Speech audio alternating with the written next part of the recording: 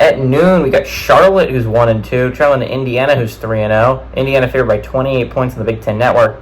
Max Brown for the 49ers has gone 30 of 57, thrown for 368 yards, 1 touchdown, 2 interception. Hassan Wilson has had 19 carries for 116 yards and a touchdown on the ground. And Jairus Max has had 6 catches for 157 yards. Curtis Rourke for the Hoosiers gone 55 of 74, thrown for 755 yards, 7 touchdowns, 0 interceptions. Justice Ellison has had 29 carries for 232 yards and 3 touchdowns.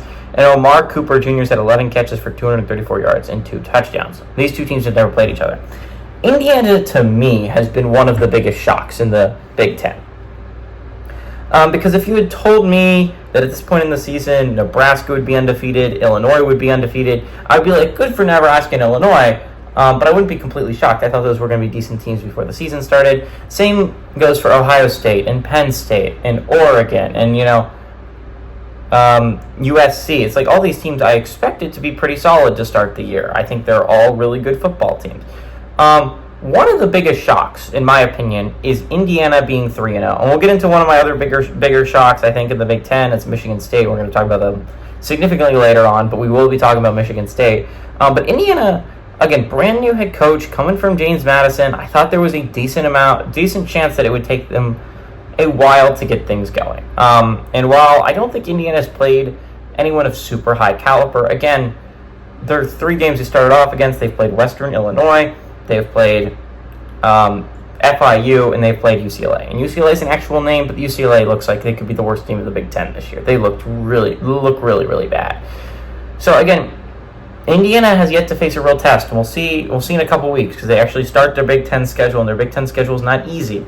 Not every team's as bad as UCLA. Most teams are, in fact, better than UCLA.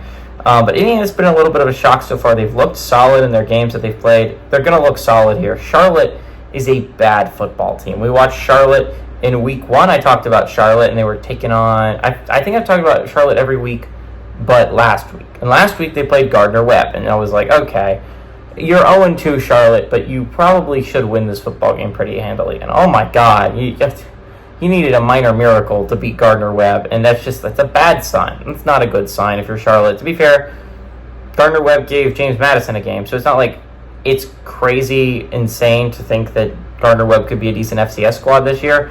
But Charlotte needed just a massive comeback to win that football game. That might be their only win they pick up the entire year, in all honesty. Charlotte looks really bad.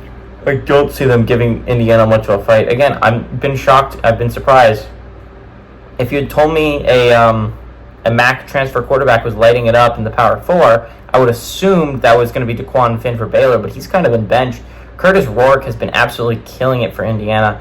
He is a beast right now. I'm going to be interested to see how Indiana does when they get into the real meat of their schedule. This is really just a warm-up, but it's been a very good warm-up for Indiana. Give me Indiana to win and cover at home.